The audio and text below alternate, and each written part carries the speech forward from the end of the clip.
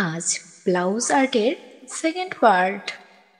রং তুলির নরম ছায়ায় ক্যানভাসে জাগে জীবন, হৃদয়ের গভীরে লুকানো স্বপ্নের মায়াবী মোহন। আলো আর ছায়ায় মিলে রচিত এক অপরূপ কাব্য। প্রতিটি রেখায় ফুটে ওঠে মনের গোপন সৌন্দর্য।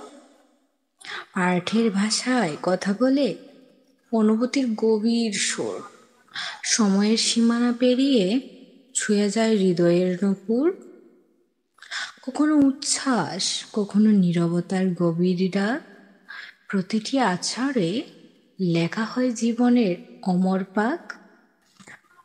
আর্টের আলিঙ্গনে হারায় পৃথিবীর সকল কোলাহল।